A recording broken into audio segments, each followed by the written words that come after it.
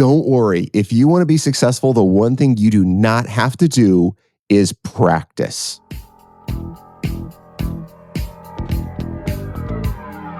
This is the perfect RIA, in case you didn't know.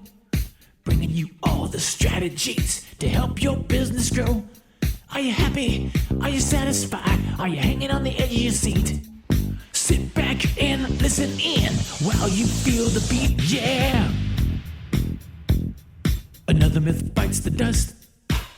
Today's podcast is brought to you by TPR Live. That's right, the Perfect RA. Micah and myself will be joining you live and in person in Phoenix, Arizona on September 25th, where we will be helping you with all things related to fees. How much to charge your clients, how to adjust your fees, how to explain fees to your prospects, and of course, the extreme accountability around how to make that actually happen. So go to theperfectria.com/live to get signed up and get all those important details. Alrighty, back to the show. Hello, everyone, and welcome to another episode of the Perfect RIA podcast. I'm your co-host, Matthew Jarvis, and with me, as usual, the man, the myth, the legend, Micah Shalansky. Micah, how are you adjusting to the 100-degree temperature swing from last week to this week? Oh, yes, that was a little bit brutal. I'm not going to lie. So, yes, we were in a nice extended time at Maui, which was just fantastic. Beautiful 85 plus degrees over there, doing some great water sports and fun activities. Then come back to Alaska at 15 below. And then not only get into that, then the next day I wake up and we're getting another 2 feet of snow within 9 hours. Yeah, so it's back to winter wonderland in here. It's a bit of an adjustment. Now, is it called the Bay of Anchorage? Like, what's the water body called there where Anchorage is? We just call it the inlet. We do not call it the bay. Okay. Well, I haven't grown up in the Puget Sound. We would always call it, obviously, Puget Sound, yeah, which wasn't actually a sound, but minor things. Yeah. So anyways, we got the inlet right there, and it's been a heavy snow year for us. I think I probably already mentioned in the podcast back in 2023 and in November, Anchorage got within, I'll get the stats wrong, but it's pretty close. Sure. Within about 4 or 5 days, they had about 50% of their annual snow load. And so just a huge dumping of snow. So I know up in Canada and other places just aren't getting it. We're getting it all apparently right now. And the inlet is frozen over again this year? Mm-hmm. Yep, every year. Inlet, it doesn't completely freeze, right? You can't just walk across it. It just has icebergs inside of there. So some ships do start coming up, but it is not an ice-free port. So I'm just imagining you going from the beautiful blue ocean, tropical ocean of Hawaii to the frozen tundra of Anchorage, which, by the way, for all of our listeners, if you have not experienced Anchorage summer or winter, it's definitely something to do. You really need to put that on your list. It will take you more than a day or two. As our good friend Brian Skinner will remind you, it does take a long time to get there. So even from Seattle, it's a bit of a jaunt. It is a bit of a jaunt. Well, Michael, let's talk today not just about Anchorage, but let's talk about sales, and really let's talk about communications. We were recently doing a training with some of our junior advisors on the team, and this concern came up, and it's a concern I've had in my career. It's a concern we hear from a lot of people, which is, hey, I don't want to be salesy. I don't want to be manipulative. I don't want to be slimy. I don't want to be, the stereotypical like used car salesperson or stereotypical insurance salesperson. Like, I don't want to be that person. And therefore, I will not read any books on sales or on communications or on marketing, et cetera. I'm just going to kind of spit out the facts, hand them the 100-page financial plan, and we'll be good. Except they all say no. Yeah, that should be good enough, right? Jarvis, one of the things that I've learned in this process, it's very much like a marriage. As long as I tell my wife once that I love her and at once I have good communication, I don't need to do anything else, right? I mean, it's just, the facts are I love her.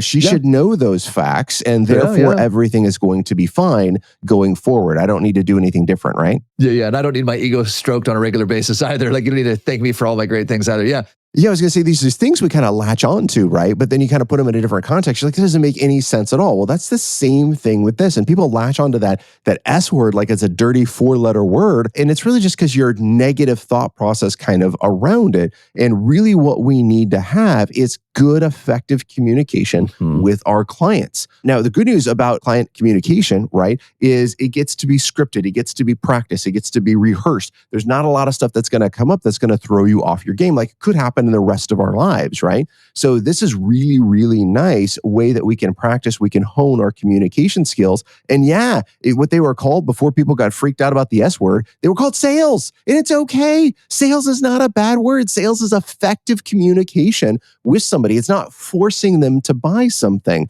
And that's really the big difference here. This isn't used cars. This isn't timeshares. The door is not locked when a client comes in and they can't get out until they sign something. You haven't extorted some big agreement from them in order for them to have to move forward with it. No, this is about finding out what their desires are, what their goals are, and how do we help them achieve it. But also, how do we help motivate them for the things that they don't want to do, but they need to do? Yeah, so let's think about who else is selling, but we would never call them a salesperson, right? And Mike, as your point, we became this dirty word. So let's look at every coach, right? What is a coach doing? A coach is selling a person on performing at a higher level, right? They're explaining to them how, why it's beneficial, but it's beneficial for the coach as well, right? I love going to stand-up comedy, right? The comedian is selling me on this joke, right? There's this lead up, there's this whole thing. He could just read the joke. In fact, why even read it? Just text it to me. In fact, why even text it? Why don't I just sit at home and think funny thoughts, right? All communications is selling. Right now, I'm trying to sell you on continuing to listen to this podcast. For me, Micah, though, it comes back to what is the intention in your heart? Now, this feels sometimes a little woo, like, what do you mean? Like hold hands, kumbaya. No. If I am trying to get the client or prospective client to act in their best interest, right, to achieve their financial goals, and if in my heart of hearts, I believe that they will get closest to that by working with me and my team, then it is not selling, it is persuasion, it's helping this person, it's guiding them along a journey to achieve what they need to do, but human nature will not have them do alone. Yeah, really, really important on that distinction, right? So like when I hire a coach, when I hire a personal trainer, when I go see non-traditional doctors and they do a really good job, right? I'm working with a concierge doc right now. I got some personal fitness goals and I was like, well, I don't really want to do A, B, and C.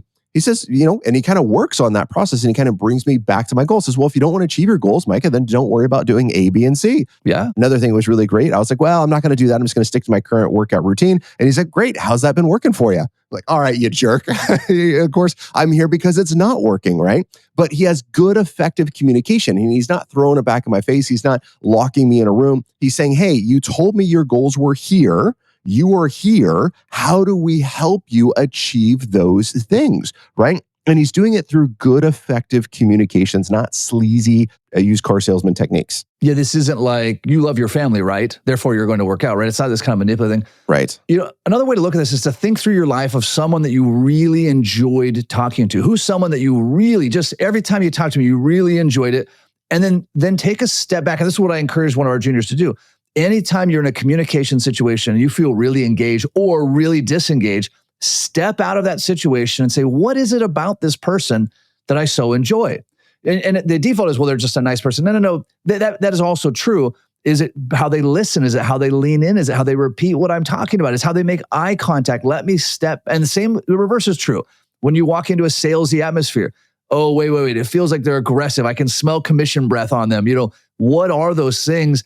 And then we can start to identify them. Now, if you're not yet able to do that, it's just because you haven't looked hard enough. And this is where we need to start associating with and learning from the people that are just the very best at this stuff. Jarvis, it's one of those things we should always do, right? And I love taking it to that next step, which is then saying, great, where am I doing this in my practice? Not, am I doing this in my practice? Where am I doing this in my practice? Because it was real easy when I started looking at other people's businesses. It's a splinter and a plank. Oh, we don't do this. We don't do that, et cetera, et cetera. But then when I changed the question, it says, okay, where in my office do I do this? And we start poking and prodding, like, aha, this is something that I can improve. This is how we can work a little bit more on it. So when you see it somewhere else, odds are you're probably doing something similar. How do you pull that back to where you're at and say, how do you improve this? You didn't like this experience. Are you putting your clients through that same thing? Another thing I want to keep in mind here is that every time I improve my communications, and you can call it sales, you can call it every time I improve my communications, I'm putting a small deposit in the bank of our relationship. Now, again, this is, Mike, whether it's between you and I as friends, whether it's between with yourself and your spouse, with your kids, with your team members, with your clients. Every time you improve your communication, you're making a small deposit. And someday you're going to have to withdraw some of those deposits. It could be because your team made a mistake. I know that can never happen, but sometimes it does. It could be that you had an off day. It could be that the markets fell 50% and everything the client's hearing is, I should panic, I should run, I should sell everything and buy crypto. And you're saying, you know what? Remember all these times that we did good work together? Let's stay the course. And their brain is going back to, you know what? Every time I talk to Mike, I do feel really good about what he does and he gives me good advice. I'm going to follow his advice yet again. And Jarvis, I want to pause right there, right? How many times do we have clients that just come in and say that, right? They Yes. come in and say to us, it says, Micah, it feels so great every time we talk. When we get done, I always know that this is the right course of action. I always know what it is. I have clients often say, Micah, we Yes. talk about you a lot around the dinner table. When we're thinking about doing this, we say, hey, what would Micah say, right? What would Micah say about this right now? And it's a lot of those conversations that they have, that it's the same conversations we've been having, but we have it every single day. And we're going to get to why this is so important here in just a second, right? But we have these conversations every single day. So we don't think it's that important, but it's really important to that one client who's hearing it maybe only for the first time, maybe for the second or third time. Just because you've said it for 100 times doesn't mean it should retract from the importance in the communication style you need to use with the clients, because it could be their first time hearing this. Yeah, for sure it is. In fact, that's kind of one of my mantras, right? Is for every client, it's their only meeting, right? So me having a 99% success ratio in my client meetings, that one client has a 0% success, right? They don't care that on average it was good or that they were my whatever meeting, right? And so every meeting, so yeah, I'm telling the same stories and the same jokes. In fact, that's something, so I would recommend to advisors, when you're at a conference, when you're talking to other advisors, have a specific thing that you struggle communicating, right? Whether that's your fee schedule, whether that's should I be a DIY or should I buy crypto, whatever it is. And anytime you have an advisor that you respect, who has a level of success that you aspire to, ask them, hey, Micah, how do you explain your fee, right? How do you handle this objection? And then whatever they say, like really write that down word for word and start practicing that until it becomes your own. No, Jarson, one of the things, oh boy, I got to pull the thread on this one a little bit, then we got to move on to the script, right? But one of the things that caught me up early on in my career, and I got to be careful of it still now today, is where am I talking to potential clients at, et cetera. If I'm at like a personal event, right? I'm out, fishing or biking or doing something kind of fun, and someone are shooting and somebody comes up to me and wants to kind of talk shop. I got to be really careful because I'm in the joking play mode, et cetera, right? We're all kind of ribbing each other, and someone comes over to talk about their finances. Me ribbing them about their finances probably is an effective communication skill, right? And so I got to set some good, because at first I would just kind of, go back and forth between the two, and I would turn off a lot of people and be like, hey, well, I got great information. How come it works when I'm in my office and it doesn't work here? And it was 100% me and how I was communicating. The facts were not different. I still had the same information, whether I'm at the shooting range or I'm in my office. I have the same set of information, facts that I can talk to clients with, but it's that how am I communicating with them matters so much. So really important for us to be thinking about in this is saying, okay, where are you having these conversations? How are you having these conversations? And if you're having them, they're not being effective. Now, what is effective? The client is moving towards their goals. That's my definition of effective, right? Are you able to communicate in a way where a client is moving towards their goals? If that answer is yes, you're doing a really good job in communication. If the answer is no, you have room for improvement in your communication. Yeah, let's even be a little bit more specific on that, Micah. Yeah. If you ever find yourself saying or thinking, oh, the client just doesn't understand this, or the client's just not that smart, or they just don't get it, or we need to find better clients, or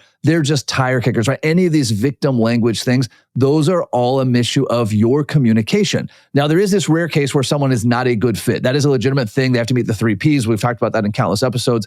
But short of that, this always comes back to you, right? If my team, if my kids, if my spouse, if my prospects are not doing the things that I need them to do, that's a communications issue on me.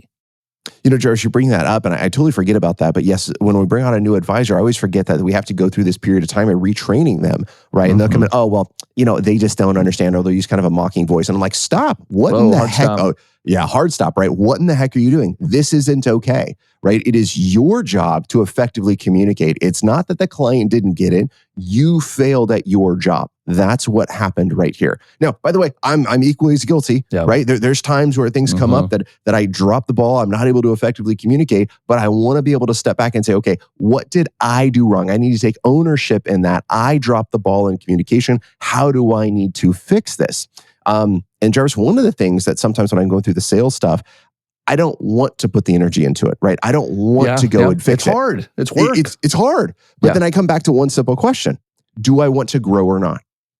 It's yes or no. Yes, I want to grow. Great. I need to do the things successful people do. If you don't want to grow, well, then quit listening to the podcast. Stop calling your clients back and everything will take care of itself. You're not going to grow. But if you do, then there's things you have to do. And it really comes down to 2 big elements. One is what's your process? And 2, How do you role play? Where's your practice at? Yeah, in fact, we were just talking about that in our office, and I said, hey, this seems really silly, because one of our junior advisors had come out of a meeting and said, hey, I didn't explain guardrails as well as I wish I would have. Didn't explain it as well. Awesome. How many times have you practiced it out loud? Oh, well, not really any. Okay, so I explained to him, I said, hey, listen, when it was just me, I used to practice it myself out loud. I would go in the conference room, and I would sit in my exact seat. I would imagine there was two prospective clients there, or a client, whatever the scenario is, and I would practice it out loud, and I would draw, and I would make my little marks, and I would tell my little jokes, and I would do my little body language, and I felt like an idiot. I felt like an absolute idiot doing it. It was uncomfortable, and I hated it, and then I got better at it, and I got better and better and better. And Mike, I know you do the same thing, especially for prospects. Every single prospect, I would role play the entire, not just my generic one, line for line on the one-page financial plan. What question was I going to say? What objections would they have? And I would speak the whole thing out loud. Was it fun? No, I hated it. I still hate it. Yeah. But it makes all the difference, right? I would imagine, and I'm not a professional athlete by any means, I would imagine that there's probably not a lot of athletes that get up and they're just super excited about practice. Like, they would rather play the game. Yep. Right? Mike, even you and I, we've done competitive shooting together, and doing when the buzzer times goes off and it's time to run around and shoot things, like, that's a ton of fun. Just practicing drawing and poking a hole in a paper again and again, that's not really any fun unless you can connect the two, and then the fun gets there. Correct. And you invite a friend to beat them, and then it's more fun. But yes. Right. Wait a second. Jarvis, what are you doing this weekend? So, but I like your point. I want to pull on that thread a little bit more, because something you said in there, just went over real quick, is really important. You talked about where you practiced. Yes. This is really, really important. You said, I went in the conference room, right? This is where to practice, is where you're going to perform. Now, my whole thought process, right? When I'm coming up with a new value add and whatnot, I'm brainstorming. There's a whiteboard. I'm kind of going through things, etc. I could be in a t-shirt and shorts because it's the weekend. I could be thinking about something else, right? I don't need to be in a suit and tie in my conference room when I'm thinking about how to create value adds.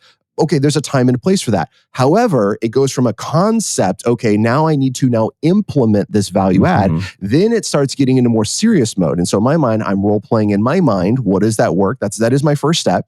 So how does this work? What are some objections? Writing those things down, kind of going through it. Then it's going to get to, I need to articulate this out loud. And at that stage, it's printing it off. It's going to the conference room. It's putting on a suit and tie, yes. Right? Just like it would be, right? If you're in a client meeting. And I even start in my office just like I would be. I start with a blue folder. I start with the value adds inside of there. In my mind, I'm closing my eyes. I'm kind of picturing, okay, Sarah just came up, the relationship manager, she told me the clients are there. I'm recapping kind of the thing. I pick up the blue folder. I probably look like a freaking idiot, right? Because I walk in the office, I do my same routine. I pretend greeting the client. I go into the conference room. I close the conference room. I open up the blue folder. I pretend asking them the questions, right? I'm saying the stuff out loud and pretending there's a response. I look like a friggin' lunatic. But this is so important, because I'm getting comfortable with the delivery of this in the same environment. I'm used to pulling out the value add. I'm used to the homework sheet being a certain page. I'm used to turning in my chair. Does it squeak or does it not squeak, right? How am I watching the clock? If the client blocks the clock, what do I do, right? I'm getting all this real world experience.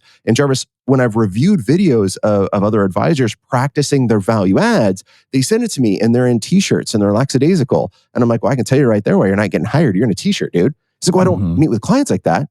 Then why would you send it to me like that? Right? Like, seriously, what are you doing here? You're trying out for the JV team or the varsity team? Get it, make it real. Make it as real as you possibly can. The better you role play, the easier this is going to be in client meetings. Micah, let's talk about a couple of techniques that we use. And here's one that I use in meetings. These are what I like to call very small cues. So ideally, you've done this whole rehearsal through. You've practiced the whole thing end to end. You can say, hey, I don't have time for that. Then we can look at your calendar. You've got plenty of time. But small things. So here's a small thing I use constantly. Everyone's favorite word in the entire dictionary is their own name. So I always want to look for, it also helps me remember names. By the way, never tell someone you're bad at names. That's just bad affirmation. I want to use their name as often as I can, right? Not to like a comical level, but instead of just saying like, hey, how are you today? I can say, hey, Micah, how are you today? Now, that seems like a little thing, and it seems like that doesn't matter. It does matter. It makes us feel good. It establishes more rapport. And again, if in my heart of hearts, my goal is to get you to achieve your financial goals, to take positive action for your family, what's wrong with this steps? What's salesy about me making you feel better in the meeting? I'm probably the person you enjoy meeting with the most in your entire world. I'm the only person interested in what you're doing. I'm the only person who calls you by name. I'm the only person who's engaged and matching your body language. Like, why not? But Mike, what are some other ones that you use that are just go-to ones for you in a meeting? Always asking questions, right? This is going to be a really big one. So when someone comes up with an idea, and you could think that this is really small, but when someone says, hey, I'm thinking about paying off my house, I'm thinking about doing A, B, and C, I'm thinking about buying that timeshare in Hawaii you told me not to 17 times, right? Whatever it is, I'm like, interesting. Tell me more about that.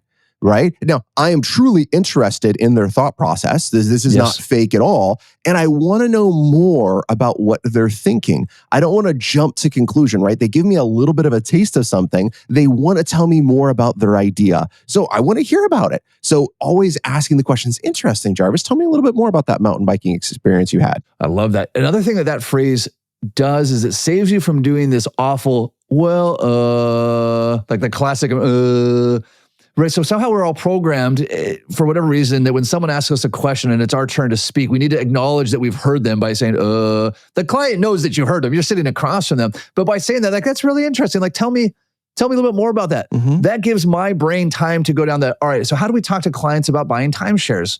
It gives me time to process, my brain to shift gears without, those are great ones. Tell me a little bit more about that. Tell me your thoughts on that. Tell me what you were thinking there. Hey, where did you hear about that idea? Right? There's all sorts. Let's figure out which one is most sincere for you, because delivery is key, right? Because Mike, if you're like, oh, interesting, why don't you tell me a bit more about that one? And the visual image that I have in my mind, Jarvis, at the top, kind of like a little pyramid, at the top of the pyramid, you have this event which is taking place, right? And the event is they want to buy a timeshare. Right. And then you're going to have the issue or the something that triggered that event. And then below that, you're going to have this hidden issue. That's the real thing I'm trying to get to in this conversation. Right. If I talk just about a transaction, I'm not addressing what's happening in that client meeting.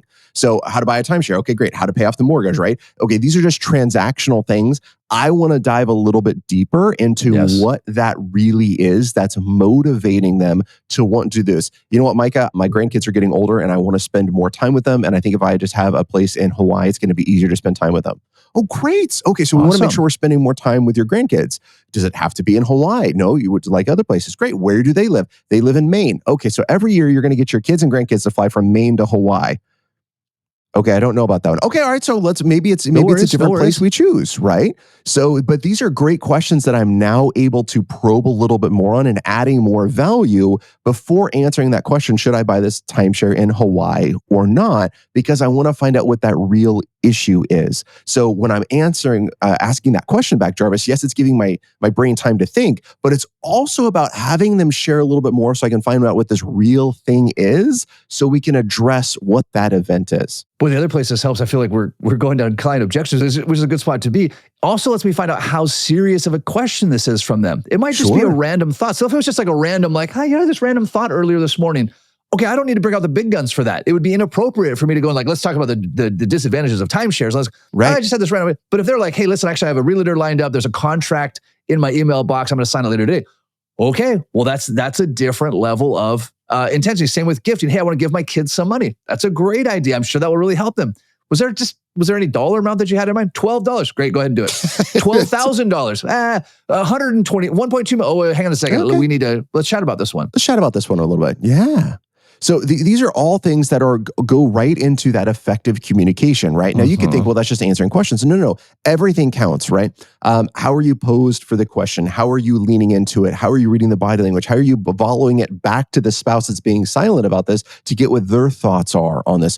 All of this becomes an effective communication. Now, Jarvis, it goes back to kind of the two things I said this comes down to: what's your process and what's your role playing, right? So the process is super, super important, especially as you're a younger advisor, or you're new to this type of activity. You having a process that you're always going to go through when a client asks a question that's not a yes or no question. What's the dollar limit for funding Roth IRAs? Interesting. Tell me more about that question. Yeah, that doesn't make any sense right there, right? But when it's kind of a deeper question, what's your process for being able to answer that and be very, very consistent? I've had the same process for a very long time, Jarvis. I have never had a client come back to me and says, Micah, you ask me that every single time. Why are you asking me that? They're always excited to tell me a little bit more because, again, you get to use their name. They got to tell you something that's important to them. You got to talk a little bit more about it, right? And then you got to help them achieve their goals. And that's always where I'm going to tie this thing back to. Hey, your goal was to retire with X amount of money. You want to buy this timeshare. That's going to potentially jeopardize this goal. So which one is going to be more important, right? We can always get back to there, but I can't lead with that. And the only way I get comfortable with my process is role playing, going through it with other advisors, going through it with other team members, right? So they can have that experience as well. Just going through it with myself, but out loud in a game mode, right? So you got to be playing your A game when you're doing role playing. Yeah, and how often you should role play is just directly correlated to how successful you want to be. It's really at the end of the day, right? So if you don't do it at all, that's terrible. You're not going to get very far. If you practice by yourself, that's better than not doing it at all. Doing it with a team member, doing it with your spouse, doing it with your teenage kids, doing it with the person you have coffee with. Like, just, hey, listen, I have to teach clients about retirement income guardrails all the time. Do you mind if we just walk through this together so I can get a practice? You can let me know where I could do a better job with your centers of influence, right? The more often, and Micah, to your point, I've given the exact same word for word guardrails presentation for the better part of a decade. And I can do it without thinking. I think I could literally be asleep and do it. But I still give it my full energy. I'm still engaged. I'm still using their name. Why do I do it exactly the same time? Because it works really damn well. It works really damn well. And it allows me to free up my brain power for more important things. Like when they say, hey, we're going to buy a condo in Hawaii. Okay, I need to really think about this one. Or when they pause, right? You go into the buckets and guardrails presentation, and then one spouse gets distracted, which is not normal with it, right? They start shifting in their seat. They hold their breath. They're kind of leaning into it, right? They open their mouth and like pause for a question, but they don't want to say anything. This allows me to pay attention to that because I have a process of how I deliver value to clients. And it's so automated and it's so effective. I can pay more attention to the client at that time. So really, really important, Jarvis. That was a great example. I love it. All right. Well, this podcast, as always, is about taking action. And this really ties, by the way, Micah, nicely to the whole theme of this episode, which is our goal is to get people to take action, right? Which is part of the reason why we have action items at the end of this thing, right? But if a prospect comes in and you give them some great information and they don't hire you, they don't implement it, that was a waste of everyone's time. You might as well skip the meeting. So episode's about taking action. Micah, kick us off. This seems obvious to me, but go ahead and make sure we repeat it because it's the dishwasher rule. What is action item number 1 from this episode? Action item number 1 is role playing. Pick a good role playing partner. Now, my opinion, it's not your spouse. Probably not. Do not do that. But pick a good role playing partner, right? That can kind of go through and then set some good ground rules with your role playing partner. Like when I'm first doing something in role play, I'm like, hey, don't throw me the Hail Mary objections. Don't blow this up in front of me. I need to get better through it. And that's the same thing we do with our advisors, right? Let's do a couple of easy wins. Then I'll, work with the advisors and I'll be like, hey, what are the biggest concerns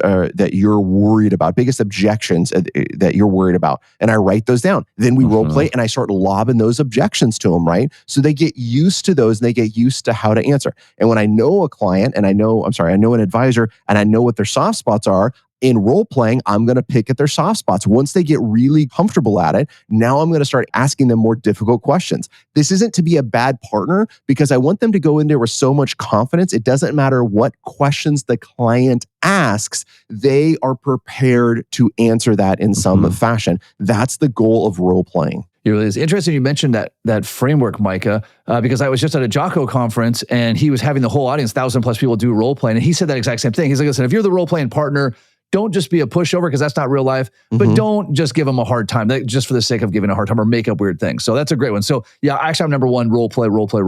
Action item number 2, block out in a non-surge week. You need to block out at least 2 hours a week where you're away from your desk. Ideally, you're in your conference room and you are training on communications. This could be that you're reading a Brian Tracy book or a Zig Ziglar tapes or whatever the case may be, but you've got time in your calendar. Like don't tell me that you don't, unless you're meeting with 600 multi-million-dollar clients. You've got time. Block out. I used to do every Monday morning, Micah, from 8 a.m. to noon. That was my professional development time. I would not go on my computer. I would sit in my conference room and I would read books on communications and I would practice again and again. And that was a big driving factor to how I got to where I'm at. Fantastic.